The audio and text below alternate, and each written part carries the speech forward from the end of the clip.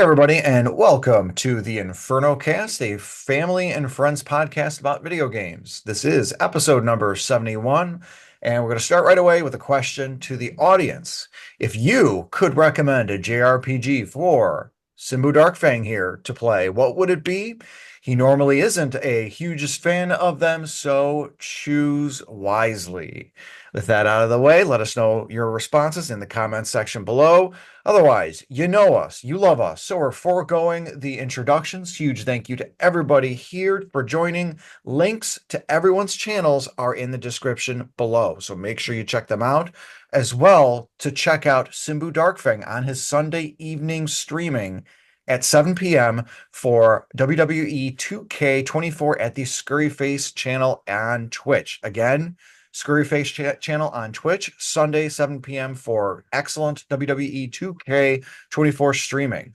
So we're going to jump right into it. This is going to be a little bit more of a topical episode. Usually we just like to talk about like video games and general topics, but there's been a lot of stuff. We haven't been on for about 2 weeks.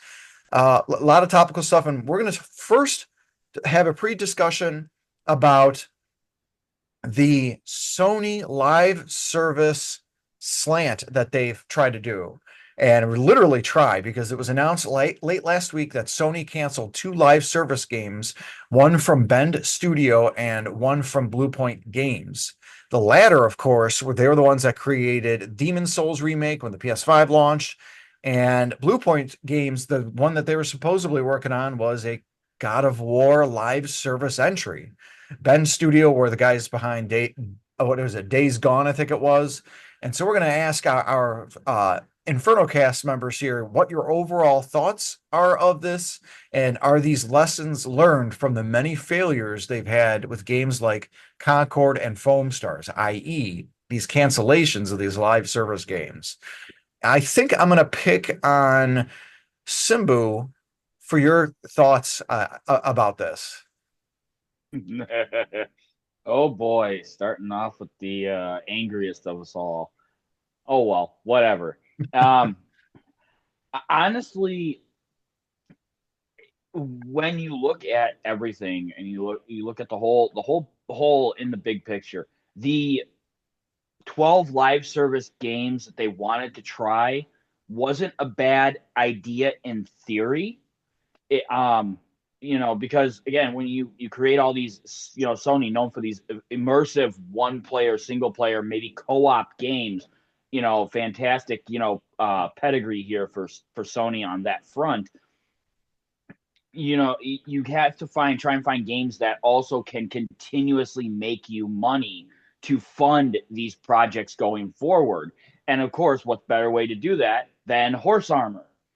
No, I'm kidding. I'm talking, of course, I'm talking live service gaming. Games such as like a Fortnite or a PUBG or a Call of Duty, deathmatch, whatever, MMO style games where players continuously put money back into the company for cosmetics or upgrades or whatever, pay to win schemes, however people want to do it. But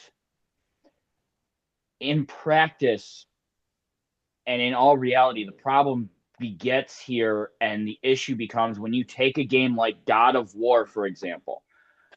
Tell me, how the hell are you going to do a live service? You're gonna How? have You a have hundred Kratoses running around. exactly. Well, my thing is, like, even with the new God of War with Ragnarok, you have what, five main characters? 10 if you count the guys on the other side. But the point being is that these aren't just like The Last of Us. Perfect example right there. You could do a live service Last of Us, and it could be fantastic. Why? Because Inferno Fox could be stuck in the Last of Us universe. Jamie Ellis could be stuck in the Last of Us universe. You have to make it. You have to make a setup where if you're going to take a popular story-driven IP and make it into like a live service game, you have to think of, well, if Kratos is running around killing all the gods, what's Simbu doing? Why is Simbu even here? Oh, he's making horse armor over here in the corner for Kratos's, bald head. Okay. But Simbu is Kratos number 54, and he's going to go kill Zeus number 70. Yeah, something multiverse. Right? Right. But again, the thing is though is that you know Foam Stars, while I kind of slightly enjoyed my time with it, um, I do believe it came out at a bad time, on the heels of the Redfall disaster, uh, all the plethora of always online gaming and things like that. I do believe it came out at a bad time. Um, had we had a bit of a break from all the different live service games that were releasing, maybe Foam Stars might have done a little bit better. Not saying it would have. I mean, it is basically Splatoon for PlayStation. Um, but again, you got to look at what IP can I do a live service game with. God of War is not one of them. I mean, Halo, you could do a live service IP with Halo, and not just a battle royal kind of thing. Like you could have, like we've seen before, them kind of do before with the arena battles sort of thing, where it's, the ODST going in there and fighting, the Covenant instead of, the the Master Chief, or a bunch of different Spartans doing it. But things like that work for live service because, again, in Halo, Spartan 117, John, the Master Chief, is not the only Spartan. There are other Spartans. He's just the most popular. Yeah, and like Halo Infinite kind of has that, not so much a live service slant, but more like that battle pass slant. Like that's kind of what Halo Infinite sort of became, as it were. So in a way, Halo Infinite is a live service Halo game, and it's exactly what you described, Simbu. And that's great, especially considering you've never really played Halo Infinite. And I think it's more like a simulation of all that stuff that you just said, but it's the same thing. Um, Jamie Owl's another big fan of PlayStation and just PlayStation IPs. What are your thoughts about Sony and these live service cancellations and whatnot? Yeah, so for me personally, and to my knowledge, I don't think I really played live service games. For me as a consumer, I much rather see more platforming, action-packed games versus these live streaming because honestly, I do not see myself playing the live stream event of Last of Us. Even though I like the series and I enjoy those games, but I much rather have these companies focus on making brand new video games, even if it's a sequel to another one, but even if they just focus on new ideas and think of what the fans would want, and I think they'll have their money much better in that area versus these live streaming games because not I think it's dead because we all had our fun with it, and I think people are now ready to move on to something much different. That's yeah, I could see that. And one of the things with the live service games too is there's only so much bandwidth an individual or a gamer has. So you have so many people playing the Fork Knives, Roblox, and Yeah. Minecrafts and everything, and you have Sony who's trying to launch 12 of these things, and some of them successful, like Helldivers 2, and I've heard the newest Gran Turismo could be considered live service, but most of them unsuccessful. And it's a thing like how much time do we all have to dedicate to all this? Simbu, you had a thought. I don't want you to miss it. Yeah, no, Jamie, I agree with you to an extent. Um, for example, let's take The Last of Us. Okay, we haven't had Last of Us 3. So when you look at the turnaround times for these single player experiences that are only, 8 to 10 hour games, that you're looking 4 or 5 years of dev time before in between each game. The benefit to like a Last of Us live service style game would be for like Naughty Dog to be able to continue gaining monetary compensation to fund the project. Not only that, but they could also use that to in turn slake the wet the whistle, so to speak, of the Last of Us universe fans. Like, this is something they could play while they're waiting for Last of Us 3 to come out. And they could also continuously drop in other like Easter eggs, like, hey, here's an event. Like, if you play in this event, you're going to get a snippet of Last of Us 3, like a special like preview or something. Well, one of the things though with live service games is that there's a lot of additional costs that we see with them versus, you know, the one-offs that are the 8 to 10 or 20 or 30 hour single things, such as the development cycle just never ends essentially with live service games. And we could see that with the Grand Theft Auto Online. Grand Theft Auto Online is literally why we didn't get Red Dead Redemption 2 additional DLC to end a major storyline. That whole Red Dead Redemption 2 arc apparently just ended on a cliffhanger. We never got it because Rockstar and Take-Two invested all their money on continuing the Grand Theft Auto universe with Grand Theft Auto Online. Now, has it made them a ton of money? Yes. And therein lies the other part of the issue, where it is dependent on that high level of success. It also, obviously, there's an additional inherent costs such as continued development, which that ends at a certain point with the single player experiences, not counting DLC, and the fact that you have to have all these servers that can help to manage that additional player bandwidth for the live service games. I want to get Hardicus. I do want to get your viewpoints on this because you're another huge Sony fan. And then we can move on to the next topic. But Hardicus, what are your thoughts with this live service debacle? I think there's some pretty good points here made. I probably have two main points. One is more of a personal side thing of like taking a game like God of War or The Last of Us or Tomb Raider or Uncharted. Like, to me, having the multiplayer aspect of those games was I don't ever looked up numbers, so I don't know how well they did, but focus on the single player. Make a single player game good enough, and you're going to make enough money that you probably don't have to have some janky multiplayer thing built in to save interest. But again, that's a personal thing. I think one of the biggest points, though, is, and Inferno, you touched on it pretty well, of the point of a live service game is to keep you in the live service game. How much time do you have to dedicate to multiple live service games? I mean, the average person has at least one job. A lot of people have families. Like, how much time can you put in 2 to 3 different live service games where it is kind of a second job sometimes? So that's like seeing these every time I see a live service game announced, I just kind of roll my eyes like, okay, you're jumping on a fad trying to make that money, and I can't blame them for trying that, but you're not going to see mine because it's just a time waster to me.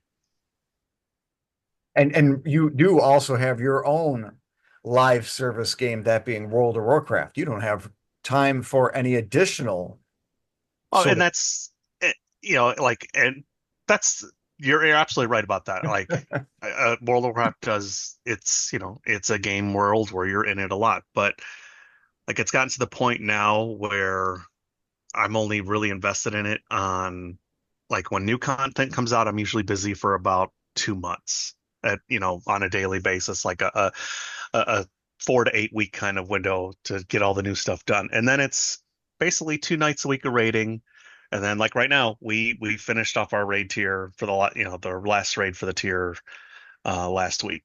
So essentially, from now until the next patch, which is probably mid-February, there's no content really to do, no new content to do, no raiding to do. So I would have time now to play with something else, but like if it's I've never played Fork Knife, but I keep seeing commercials for all this new content, so I assume it's a regular update schedule of new things to get and buy and grind, and I couldn't imagine doing that constantly. Um, See, the best thing about Fortnite though is that they recently redid their battle pass system, which actually is very beneficial for the average gamer. So now the fact that it's based on your levels that you gain or the XP that you gain, and you can gain that across anything in Fortnite. So you could play the music stuff, you could gain XP for the battle pass, you can gain XP from doing creative stuff. But I personally will hop on for maybe an hour on Fortnite a day, run through a couple creative maps, get 2 or 3 levels for the day, and then I don't have to touch the game. And I've literally, as of yesterday, playing with Storm, Fox, and Storm's husband, completely finished my whole battle pass. So let me ask you a question about the battle pass system because I am unfamiliar with the fork knife model. Like, Okay. I assume there's either some sort of currency, whether it's real money or is it like a seasonal currency that you have to grind to get these new skins and whatnot? So how it works is they have their in-game currency, much like World of Warcraft has their little in-game currency, I'm sure, that you pay real money for that you can get to buy skins from the shop. But how the battle pass works is like the best way to do it is like you buy their crew pack for the month, and then if you can grind in that whole month and finish all the finish the passes, you just cancel the crew pack and you keep all your stuff. Otherwise, the battle pass is like $8 or something like that. I'm just thinking like, and this is just me, like instead of having a battle pass every month or few months, what it is, like just have the in-game your own in-game currency that you can win from matches and whatnot. That way you're not under some sort of crunch time or the currency doesn't reset or anything like that. but I just think that's it's a money grubbing model to me and it's personally. also one to motivate the players to keep playing. But I want to get Jason. I want to get your thoughts on this as well. Well, everyone's pretty much touched on most of it. The only thing I could add to it is any live service game that is coming into play.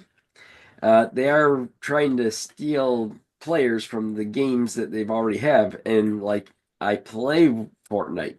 I've dumped a lot of money into Fortnite, sadly. And so to walk away from Fortnite when I put that much money into it, to play up and start up another game where I'd be dumping money into that, kind of leaves everything sitting on the side. So it's hard to just kind of walk away from the one that you've kind of invested in and Sunk start up a cost new one. fallacy. Yep. So Sony canceling like 12 live service games is probably for the better. What really stinks about that, on the other hand, since you got me thinking here now, that any kids that grew up playing a live service game like Fortnite that want to get into developing games and they want to create their own Fortnite is going to have an insanely hard time getting that game going and getting it popular. Yeah, because So, they're constantly fighting the divided attention that everybody has based on these other live service things. I thought when you were talking about kids growing up playing Fork Knife, I thought you were going to mention about how are they going to go back and play what they played as a kid because they're not going to be able to oh, do it because well, it's a live service thing. The only way you that can do that's that, of true. course, is when Fork Knife and Epic Games does one of those, oh, here's chapter Yeah. one, and it's a nostalgia bomb for about a month, and then and it ends up really peaking to their player base. That was how they ended up doing that last year. Storm, do you have any additional thoughts to add on this? As much as I love God of War, having a live service game type game for it would just tick me off. I know we're gonna wait years for them to develop, but I would rather have that singular experience. I don't need, 1,500 little fucking boy is running after me or a bunch of Kratos is not bad for me, but that's besides the point. I would there's just so many of them out there and so many money hungry games and things that come up that it as soon as I find out a game is, you need to spend money in order to really enjoy it, then I'm out. I would rather spend the $20 at start and I have everything, or the $60 at start and you have everything, and I don't need to put additional money into it. But as a huge fan of Fortnite, oh yeah, I've sunk enough money into that game that I'm just like Jason the 13th over there. I really have a hard time wanting to latch on to another game because I have all that invested, air quote invested with Fortnite. I did want to answer Herdicus about the battle pass. A long time ago when I started playing, it was 950 V-Bucks. That's about $8 or $9, $10 for that battle pass. A friend told me to, if you get the battle pass and you, as long as you do your quests in the real general, then you can keep that battle pass. I was on that same $9 battle pass for over a year because before I really got into it, I didn't buy any skins or anything. As you're playing, you do win V-Bucks in their battle Yep. passes. You'll get like 500 or 600. So you get some of that back. So I kept rolling it over into the next season. So, one time $10 that got me a year. That is not bad because that's before they got me with skins and whatnot that I really wanted to buy, and we won't talk about that. So as far as other live services, you know, just I understand their money. It's a money grab for these companies because while they're developing the big, heavy games, they need to make some sort of money, but we are getting flooded with them. And I think there's now starting to see that they're not doing as well. And, maybe they'll learn from Marvel Rivals, which seems to be doing pretty decently and just released everything all at once, or they're going to have new characters come out, but they're not charging money yet, and the keyword is yet. So Yep. we'll see what Well, happens with that. They're enjoying it as it is, but we'll see. Now, Astrimedes and Simbu, hang on to that thought because I'm gonna have you cap the discussion. Astrimedes, any final thoughts on this that haven't been touched upon?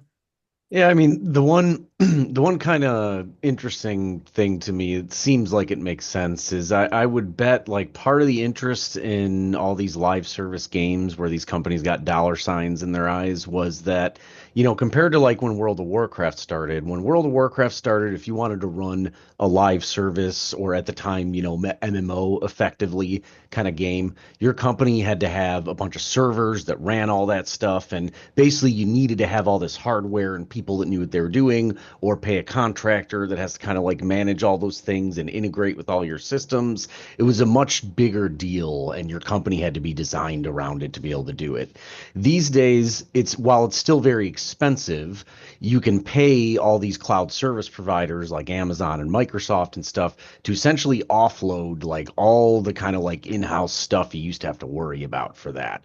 So I'm betting that like that was probably part of the algebra to why these companies thought live service games could be so popular at this particular time, is that it's a lot easier to start that kind of thing up these days than it used to be. I will say, or you can be like Nintendo and put the burden of supporting the network on the individual player. Because Oh, do they do all like peer-to-peer kind of stuff? yep. Honestly, you know what? I like that approach because, it's a more sort of in the apocalypse that could work sort of technical solution sort of thing where it's like it doesn't require the cloud, someone else's servers basically to be running. So to be honest, like I think that would be if feasible, like sort of a better approach, or at least like what would actually be best is sort of like if all these systems they really had our kind of best interest at heart, which we all know they don't. They would design systems that could do things like use the central servers when available, and then fall back to peer-to-peer stuff when that wasn't available. That way, if you're in a place where there's just no way to geographically connect reliably with those servers, you're in some distant country, your stuff could run maybe at like there'd be some compromises there, but no one's thinking that way. But like the technology itself has like theoretically kind of like democratize and expand the options for a bunch of this stuff, but these money grubby companies are only using it in the worst way possible. And Simbu, go ahead and close us out with your final thoughts on this. All right. Well, until next time, love yourself, and love one another. No, I'm kidding. Old Okay, jokes Maddie. over there. Did you watch that documentary recently? Yes, I did. Oh my God, was it I good? did too. But as a real quick point to what Astrimedes just brought up about the in-house servers and everything like that. For example, a lot of players have been having issues with connectivity on Fortnite. Not like a huge connectivity problem, but everyone's getting that down internet symbol and things like that. And that's because Epic runs their servers off of Amazon. So they run Amazon servers, and they just recently cut back on a whole block and server bank. So they're now running at less effectiveness as they were previously. So to Astrimedes' point there, yes, of course, it's so much easier for these companies now to get this because they can have Amazon do it. They could say, "Hey, Microsoft, we want to pay rental fees on some of your servers or whatever." However you That's have what it. it amounts to, basically. It's a bunch of very complicated bookkeeping that amounts to like a very strange and somewhat unpredictable rental fee. God, I miss Blockbuster. Blockbuster. But the one thing Storm touched upon that I really do think, I hope any live service game going forward plays into this style, and that is what Marvel Rivals has done.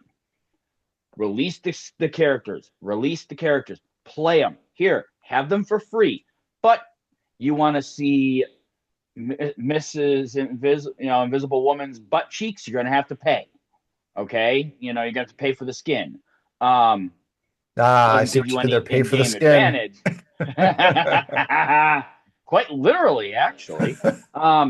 Or a game like Helldivers 2, where the premium currency can be gained by playing the game and exploring the maps. You don't get a ton of in-game currency every match. I mean, the most I think I've gotten at any given time was maybe 50 premium currency in a mission, but that's having the right people and going through and exploring the entire map and finding the stuff. But and the other good thing about I think that Helldivers 2 has done very, very well is the fact that their battle passes do not go away at all. So I bought a battle pass when I first started it. I still have it unlocked, sitting in my game that I can unlock at my leisure. And of course, they've released more, but I don't have a pressure to get the medals, get the medallions, to unlock everything in this pass before February 16th, when the battle pass goes away and everything is just gone. Yeah, It it's is funny too. Oh. Sorry, I was just gonna add that it is funny too that like the most successful one was basically the only or most indie one, Helldivers 2, of this batch of live service games. Yeah, it's funny. A lot of the times the indies are made by, more often than not, actual gamers, and gamers know gamers. Gamers know what they like, and more importantly, what they don't like. So I think that's often something that is forgotten by a lot of these big companies. But moving on to our main topic, this was a really good discussion regarding live service, and we're going to kind of go the opposite direction. It was announced not late last week. It was announced last week, and we are going to be joining the many talking heads here on both YouTube and individuals who have podcasts and talk about the Switch 2 reveal that Nintendo had. And if you had been following any or the many leaks that had come across since or before that time, and these leaks, of course, came from the Chinese factories with AI generated backgrounds, to even more well-known leakers like Nate the Hate. A lot of what was shown actually wasn't a surprise. A little 2.5 minute thing, it was like maybe one or two things that was like, oh, okay. So we're just going to kind of have a general discussion about a lot of the features, physicality, stuff like that. We're going to start off with our first question, just about like, what are your thoughts about it having like a larger form factor? because it kind of seems like they abandoned the colorful Joy-Cons for an all black color scheme, and with the only colors being with like the accent by the joysticks and the like the stuff that attaches on the magnetic latches. Um, Jason the 13th, I'm going to ask you first. What your thoughts on the larger form factor and the sort of monochromic styling? I love the larger size, of course. That's never gonna bug me, seeing as how I like hell, I even my phone is the plus size with the bigger screen, so so I like the bigger size. Now, as for the black, that's not shocking. Wii U was pure black. The Switch was pure black. They had a color version, but they had the black version. And it will not surprise me if they come out with two versions for the Switch 2 when it releases, one in the black and one with colored Joy-Cons. So, That makes sense. Uh, Jamie Ells, as another Switch aficionado, what are your thoughts on it being larger and just the general aesthetics? Um, I mean, I guess it's pretty cool how they have it like bigger because majority of the time when I played on mine, I was just playing it more on the handheld, and then just like recently I started to play it on the big TV, but I do think it's a little better that the screen is bigger. That way I could just, be able to see a little bit better. As for the color, I agree with Jason the 13th. I'm not surprised that it's black. I think black um is just like their basic color or their color of choice. But hopefully when the Switch 2 kicks off, they'll have like different versions where people can get like a purple or yep. blue Give and it some or time. They'll have the extra Joy-Cons just like the Switch. yeah, or just have like different colors or I think they're called skins where you could just put a little device over the Switch, like you could have like a fair Simbu theme knows or all about stars. those. Yeah. So I think they'll bring out some of those accessories, but I think for now they're just gonna stick with black. That's cool. As those on watching on YouTube, Simbu is showing off his devices with the skins attached to them, both the front and the back. Yep. I think it is I'm trying to see, I think it's from Supernatural was what he was holding. Maybe the It's Boondock Saints. it's horror. It's a horror I know, theme. horror Scooby-Doo. Um, Storm. I'll ask you the same thing. Your thoughts on the general larger form factor and the all black color scheme? I am there with Jason the 13th again, and a bigger screen is not going to bother me. It's hell getting old, so the littler screens to play on aren't as fun. So it would be nice to have a bigger format screen. Honestly, the color doesn't bother me at all. If it's all black, it's all black. I'm sure they will have different colored Joy-Cons once it, gets out in market and whatnot. But I'm not the aesthetic of the Switch itself. I'm not terribly worried about. So I do hope that their new Joy-Cons are better than the Joy-Cons that they have currently on the Switch. Yeah, So they're terrible. The it, Switches, both the OLED and the original. there's hope on that. Supposedly, with among the many of the Chinese factory leaks, the joysticks from the Joy-Cons are based off the same kind as like some of the what is it PS5 that has it, the Hall effects. The Hall effect technology, it's something that's a lot more stable than what the Joy-Cons were. Good. Yeah, Supposed to so make drift impossible. Yeah, the Hall effect. That's supposed to be the big thing they tout about it. Yeah. so with Good. with that said, Storm, I'm right there with you. Hopefully that's going to be a thing because how bad was the drift for you, Storm? Oh, the drift on one of them was horrible. It could barely touch, like you barely touched it in any character, especially when doing like trying to build stuff in Animal Crossing, and it would keep circling, just keep circling. And my OLED, I need to replace those Joy-Cons.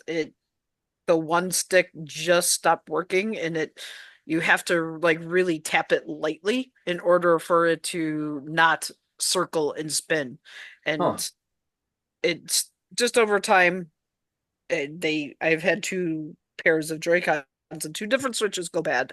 So I'm just, fix them. I'm glad that the newer Switch will have hopefully better technology than this one for the Joy-Cons with the bigger screen to play on, and that's fine with me. Yeah, and Astrimedes, I would ask you the same question, but with your more technical mindset, I'm going to kind of, and business acumen, I'm going to kind of tack on the fact that Storm mentioned about the OLED model, and the OLED was one that released about, I think, 3 to 4 years into the life cycle, like the life cycle. Why do you think Nintendo, when they're going to do the Switch 2, it's not going to be OLED? What are your thoughts on that?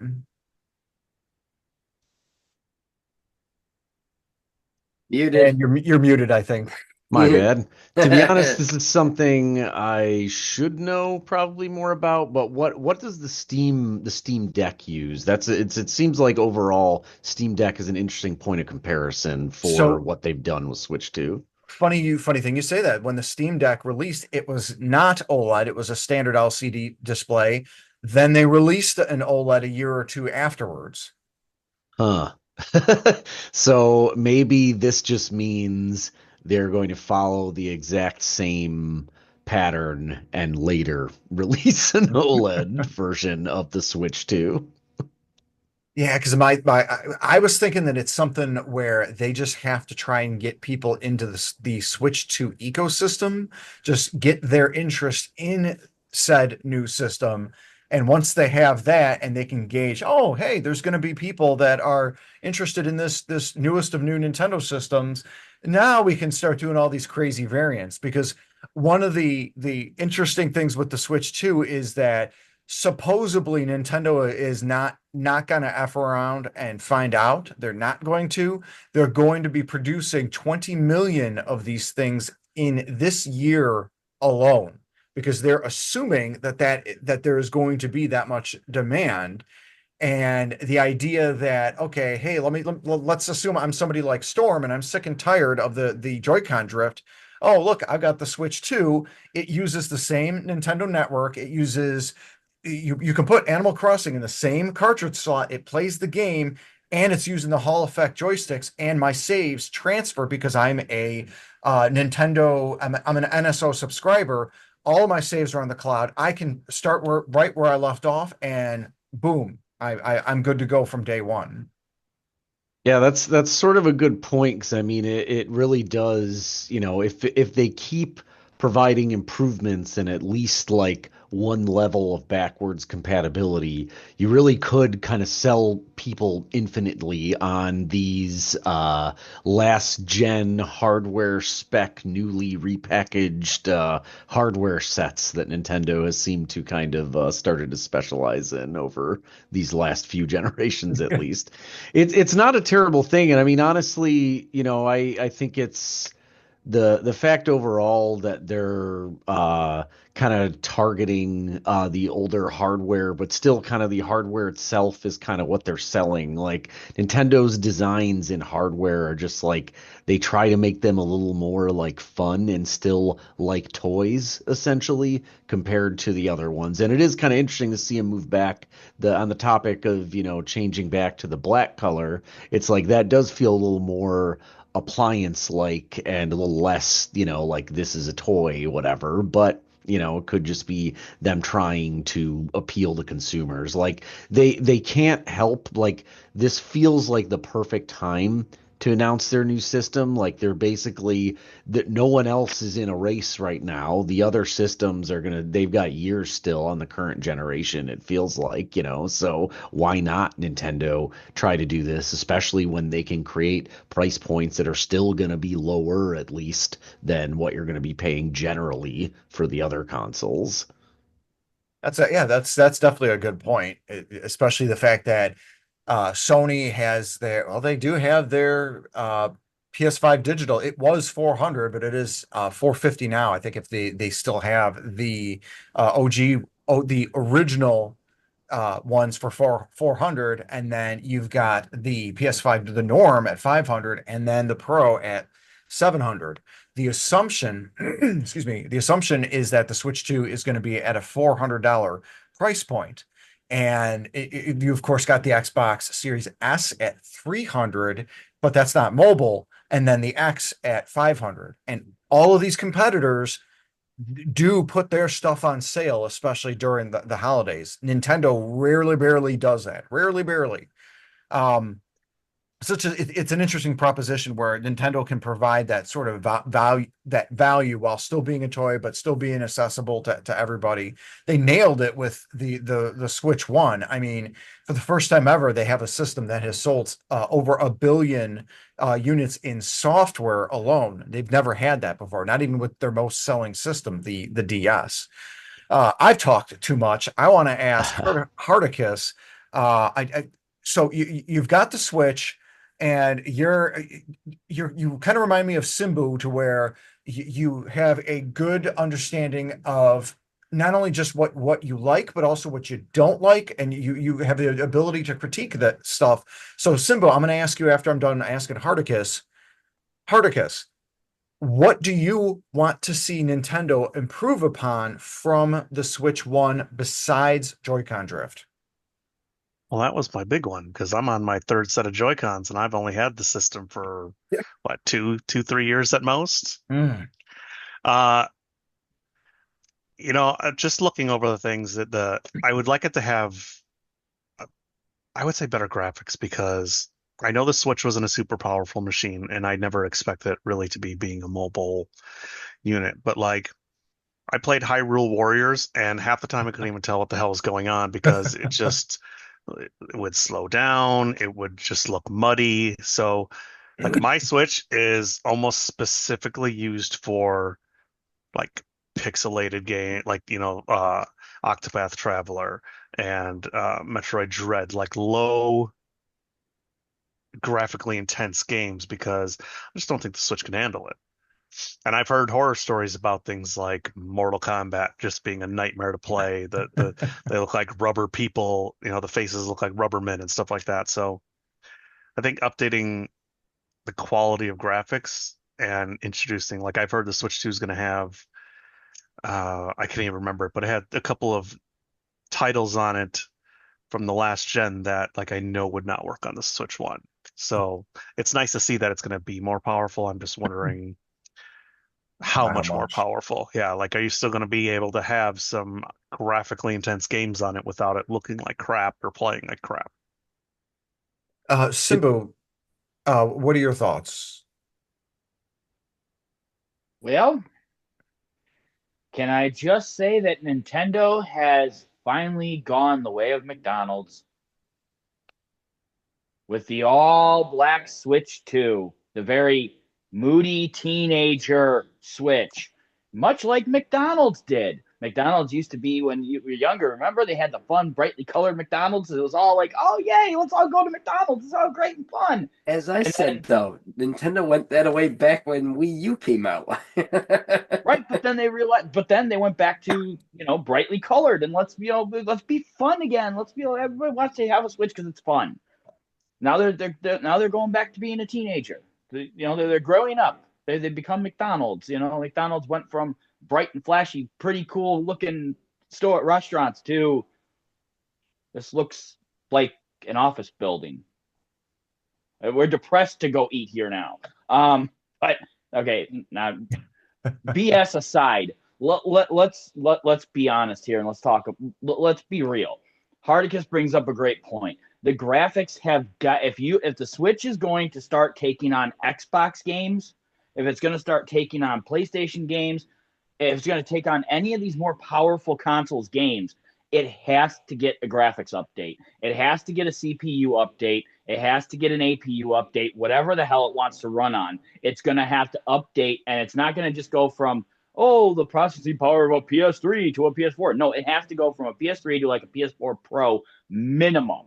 Yep. for processing. Analysts are saying, yeah, what I was seeing when I was kind of digging into the specs a little bit is that analysts are saying, in fact, on par with previous generation consoles like PlayStation 4 and Xbox One. That's what I'm seeing cited as like a comparison for the CPU. The graphics processor does seem like, to be fair, I don't know exactly where the Switch 1 is coming from, but I looked a little bit into the GPU, and basically it's an NVIDIA T239 Ampere, which is apparently it's a really powerful phone GPU, sort of, with a bunch of backported if you're familiar with like computer graphics cards, it's essentially if you look at like RTX 30 series, so RTX 3000 series graphics card with some like backported features from RTX 40 series, which is a more recent, kind of the most recent series of a lot of these RTX cards that people are running with. They're all RTX cards technically, is the 4000 series. So its GPU is more powerful than the Steam Deck. So GPU wise, it does seem like, I'm guessing that's probably a significant upgrade as compared to the Switch 1 at least. Now, does that stand toe to toe? Is it going to stand toe to toe with, the other current generation even? Probably not, but it could probably do a much better job now. It also has, I do know it has 4 times the amount of RAM as the first Switch, so that's 12 gigs of RAM now. So that seems very good on its face too. A lot more internal storage, which is neither here nor there about like performance directly, but so it does seem like it's interesting because it's still this like middle of the road, like really powerful Steam Deck, almost most comparable device sort of thing that gets a bit more powerful. I was actually surprised it doesn't get much better than it does when you do plug it in docked mode, but docked mode you do see like a 10% increase in CPU speed. I guess it does kind of like double everything in terms of GPU performance when it's docked. So I mean, putting all that together, when it's docked, it probably runs fairly well, like to the equivalent of like last generation like PC or so in terms of raw, like what you're comparing the graphics card to. But it's still, it doesn't step up and meet the current generation quite, probably, I would say. Though it's probably Right, close in some right. respects. And my again, my thing is though, is if the Switch 2 again is going to start handling some of these games from Xbox and from Sony and from some of these third party developers who are deving for the PS5s and the Series X's and PCs.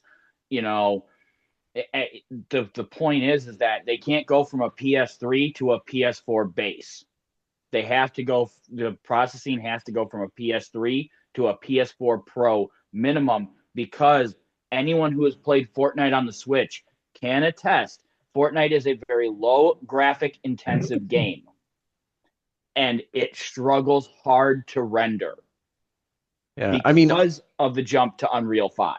Yeah, even with Unreal 5, it absolutely struggles. And one of the cool thing with the Switch 2, supposedly, as Astrimedes was saying, is with its graphical ability and processing power, it can be at a level of like a PS4, or what I've been hearing supposedly is a PS4 Pro. Yay. But it also will have the DLSS upscaling to be able to hit 4K when it does get docked. That 10% power boost is probably just going to be just for that, if I had to guess. Because Nintendo's also balancing, hey, we want to be able to provide enough battery power to be able to give the player, 2 to 3, 4 to 6 hours worth of battery, but you're not going to do it if a high level processor is going to drain the entire battery. That's what the Switch has right now. And the problem with that is, like Hardicus was saying, it's such a drain on like everything looks like mud, or you have these creepy doll mechanics with something like Mortal Kombat 1. It's just really interesting thought though, where okay, it's that balancing of the power, but then the graphical intensity and whatnot makes me wonder though, where are we running into a Wii U situation where I've heard that where there's a lot of it's interesting. Simbu mentioned, okay, a Microsoft and a Sony, where both are interested in developing for the Switch 2. So Microsoft, especially, we were just talking today or earlier through our own internal Inferno Cast chat that, hey, okay, great, Halo collection's coming. So is Microsoft Flight Simulators. So is Fallout 4 and a whole bunch of other of these games. The problem is they've already been out. Great that the Switch 2 can handle all of that, but what about future games? Microsoft can deliver these games for the Switch 2 because it's essentially, I'm guessing, the same power as the Xbox Series S, but they painted themselves into a corner insofar as the S is not as powerful as the X, nor is it the PS5. Um, Jason, I want to get your thoughts on this too. The kind of the same question. What do you want to see Nintendo improve upon from the Switch 1 with the Switch 2? Other than the Joy-Cons and graphics, those are the big ones. For the most part, I use the Switch more than the PlayStation. I use it handheld more than on the dock, and I think it's a great system. So they really didn't need hell, even the battery for mine still lasts quite a while before it dies. Um, but I think they've got it for right this second. They've got a really good system, so I don't think them having to radically change it like they've done in the past is a horrible idea. I think they just need to upgrade the power and the graphics and all of that kind of stuff. So I'm right on lines with everyone else on this.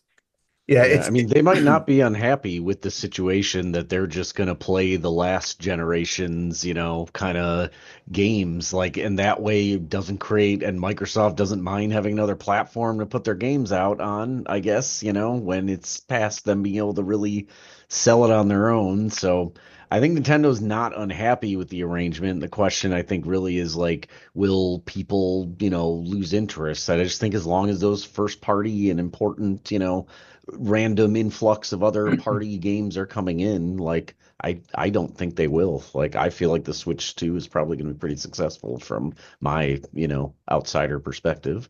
because as even Microsoft says, everything is an Xbox.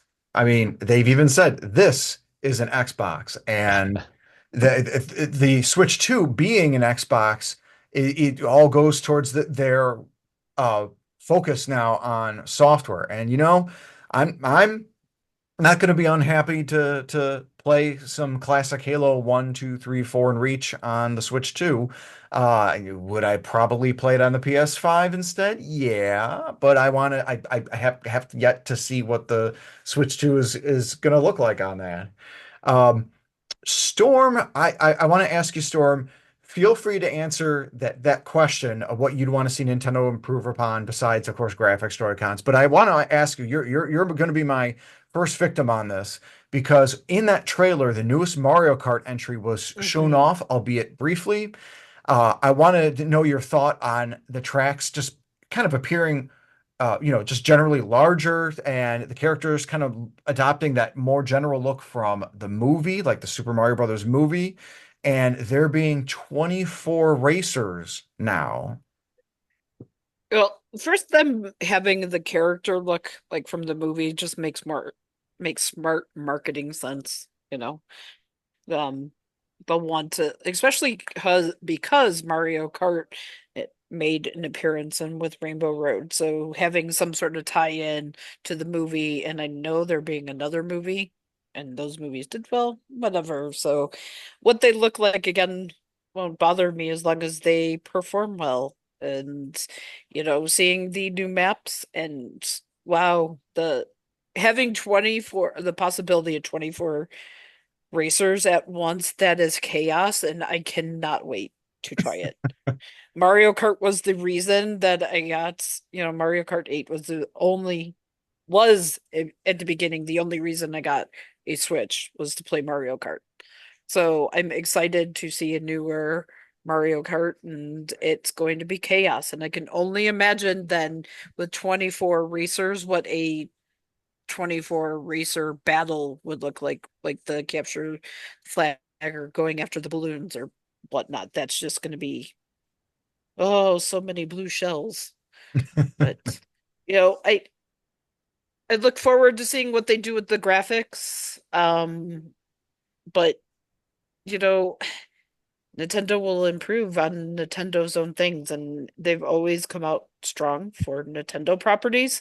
So it will be interesting to see how third party properties handle, like the Halos or Call of Duty, or how Fortnite runs on it. Because having first only played Fortnite on the Switch and coming over to the PlayStation, the PS5, there is no going back. Yeah. I will Oh yeah. play Fortnite on the PS5. The only thing I've done with Fortnite for the Switch is log in because I had V-Bucks stuck on the Switch, and that was it. And even just taking the load time to get it to sit there and load up, and then the skins, even in your lobby, they don't look all as sharp or whatnot. So it's Simbu was right. It's not Fortnite's not a heavily graphical game. As it was a few years ago. I mean, it's gotten a lot better with the Unreal 5 and a lot sharper. So things I can only imagine how long it takes to load, or, back when it first started playing on it, the things would the rendering as you're flying down and landing on the island and getting to certain areas, and there's still these blocky tree looking things. So hopefully I bet that will be fixed. But again, I'm not going to rush to play Fortnite on it. My big thing will want to be trying the new stuff for it. I've been there, done there with the old Switch games. I want the new things. So I'm looking forward to Mario Kart and seeing how those things handle it. If there's a different racing format. I mean, Mario Kart 8 was great. So seeing what they do to improve it, it's only going to get that much better, hopefully, and hopefully it doesn't suck. But I doubt it will, and maybe there will be some crossover, because if we can play old Switch games on the new Switch, then that could be interesting for Mario Kart's future, if we're going to be able to use some of those old tracks, or like all the online tracks that they have, as long as you have the Nintendo on membership online that you get. So we'll see how those handle Yeah, with new definitely. racers.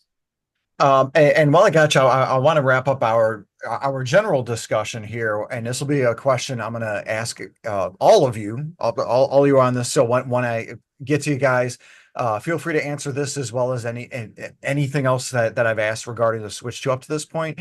But Storm, what game or games do you want to see on the Switch 2? Oh, you know, in a dream world, I would like to see what God of War looked like on the Switch too. I don't know. I would love to see a new Animal Crossing, and hopefully it's different than what it is now. But I'm excited honestly for the basics, the new Mario. Hopefully there's something like Mario Odyssey. I freaking loved Mario Odyssey, so I would love another adventure game like that with Mario, and maybe another Mario RPG of some sort. But I honestly don't know. Besides the Mario Kart and the newer Mario that will come with the Switch, that's all I got. Nice.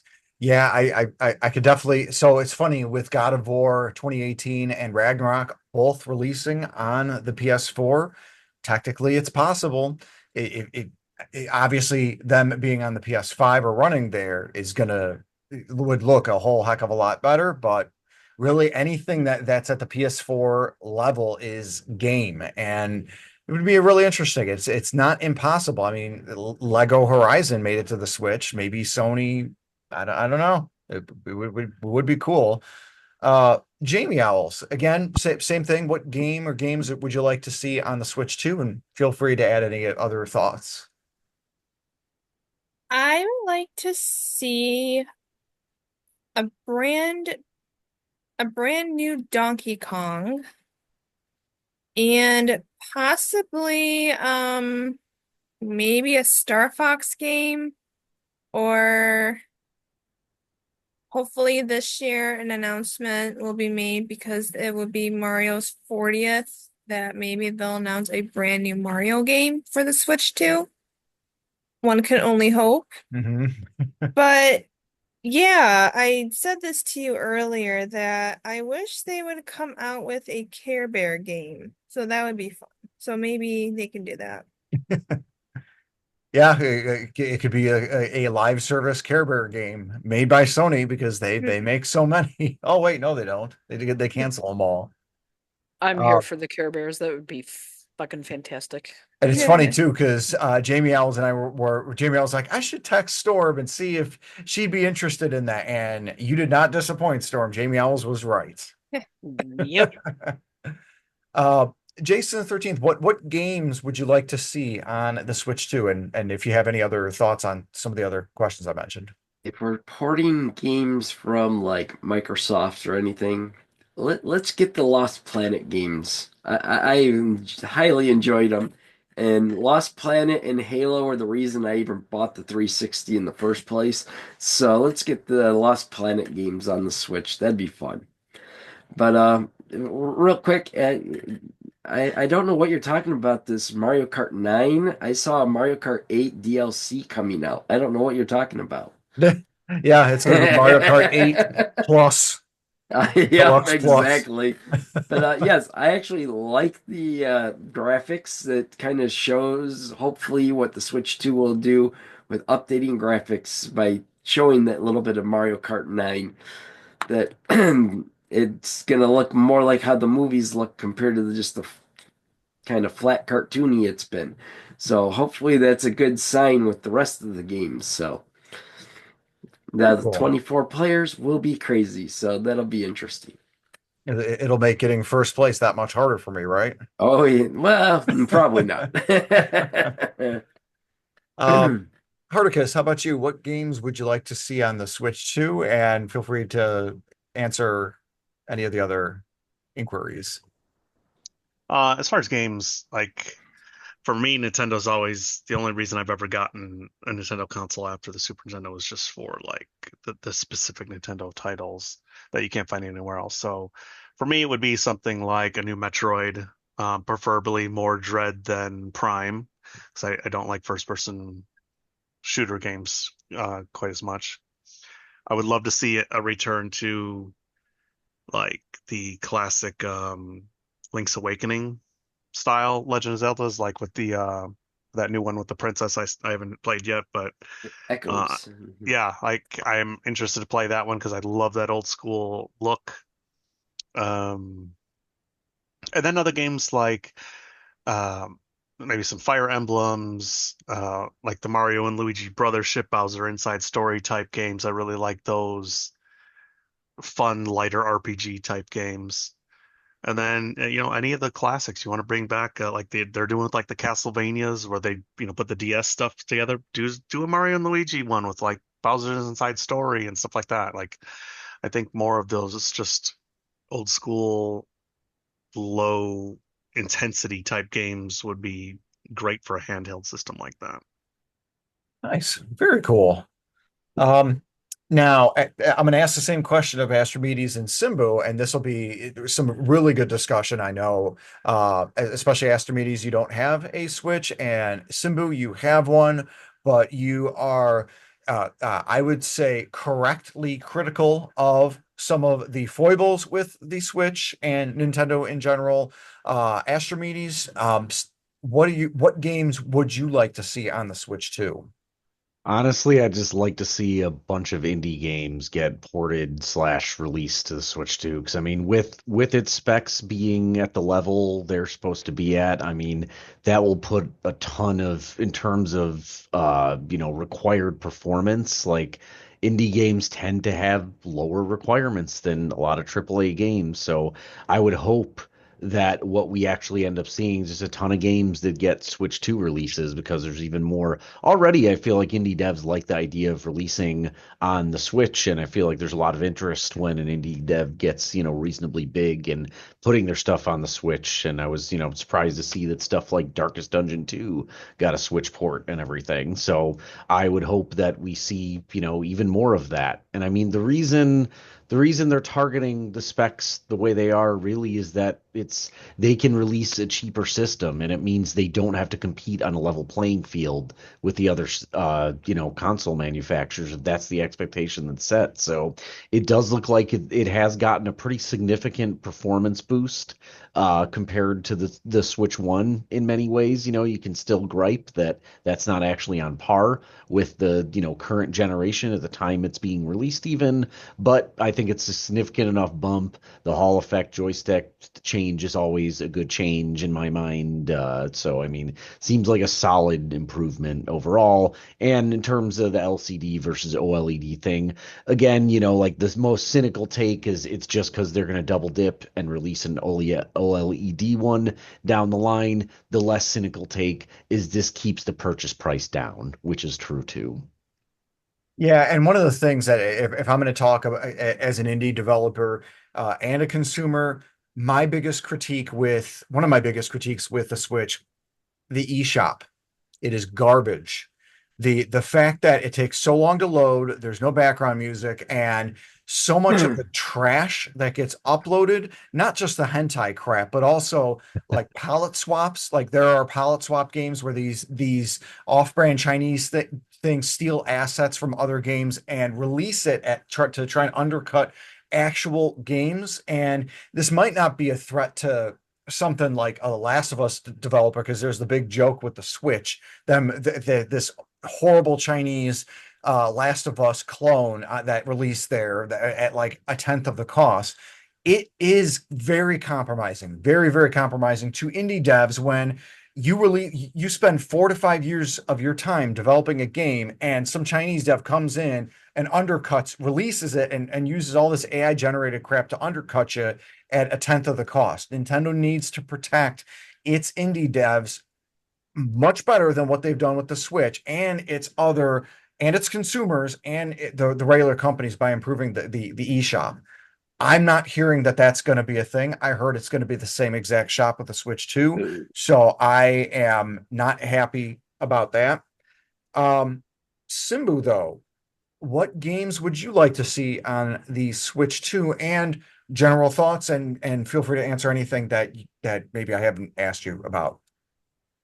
So, I mean, let's start off with Jason the 13th's number one wish list game that he's too scared to say. So you know what? Fuck it, I'll say it. Pokemon, hentai yaoi wowie adventure. That is what he's hoping for the Switch 2. Oh, Power World. Okay, so you want Power World. Of course, I want to see GTA 6 with full online multiplayer. Let's see. I want to see, Final Fantasy 16 run perfectly on the Switch 2 as it did on the PS5. Final Fantasy 7, both remake and rebirth, are confirmed to be coming to the Switch 2. So that's not totally out of the realm of possibility. I don't care about 7 and all that. No, I 7 remake and rebirth. 16. They're more intensive than Final Fantasy 16. I want the one that crashed PS5s. That's the one I want to see on the Switch 2. In all honesty, I honestly, though, in all seriousness, I would like to see an actual Luigi's Mansion remaster or remake, the original. Oh, one. We have 2 HD and we have 3. We need Luigi's Mansion 1. And you know what? I'm gonna say one more, and I know it really isn't a Nintendo specific, but bring back Smash TV for the new generation. Fair. I would like that, and why not? Because they've done Contra, and then you've got, of course, got all the Contra clones made by indie devs, which I've heard a lot of. I think one of them is Iron Meat, I think it's called, and it's supposedly Yeah. excellent. You've So got Metal Slug. yeah, Metal Slug was a fun game. why not? They had Metal Slug Tactics. That was a wholly new Metal Slug game, albeit Yep. obviously a different genre. But why not do an actual whole new Metal Slug game and keep it pixelated, keep that aesthetic, because that's some of the draw. Gunstar Um, Heroes. yes, Gunstar I Heroes. love Gunstar Heroes. Yeah. God, if they would do a like a whole like a third Gunstar Heroes, you would think because of it was on the NSO expansion pack on the Sega Genesis one. That's how I played it. Simbu, I'm right there with you. If we see on the next trailer, for example, for GTA 6, if we see a PS4 logo on there, I'm hoping we don't. I'm hoping we just see PS5 and Xbox Series X. If for some stupid reason we see a GTA 6 on the GTA 6 trailer, we see a PS4 logo, Switch 2 is a done deal. I'm convinced GTA 6 would appear on there. But that's going to be a big canary in the coal mine if it can do that, because there's talk of Baldur's Gate 3 coming to the Switch 2. The idea of having that being handheld, because obviously if it plays on the Steam Deck, it's going to play on the Switch 2 if it's going to be more powerful. There's talk of Elden Ring, again, same thing. If it plays on the Steam Deck, should play on the Switch 2. But like, yeah, and I'm right there with you. Why not Final Fantasy 16? Have those crazy kaiju action battles on that system. For me, I think I would want to see on the Switch too. I mean, obviously, you got the Final Fantasies, Mario, Link, Metroid, all that kind of jazz. But I want to see the newest Halo game be announced and play on the Switch 2, not just Halo Infinite, because that's not new. And Starfield is one of those that supposedly is coming. Um, and it should be known that Xbox has got their developers direct with 3 of the 4 games being shown off, already announced, and a fourth unknown one, some sort of decades old Japanese title that it isn't hasn't been announced, Ninja Gaiden, and it could be very well possible that all 4 of these could come to the Switch too, like Starfield and Halo Master Chief. So yeah, I really just want to I really just want to see a new Smash Brothers game. Let's see Master Chief in there. I think Mobster, my best friend, he's going to get his wish this time, finally. But yeah, our general thoughts of the Switch 2. We really didn't touch on other stuff on this, like some of the hardware things, like the Joy-Cons being used as mice. Maybe that we'll have a future discussion on that, because that's a whole thing. But just a huge shout out and thank you to the fantastic Inferno Cast here for joining us.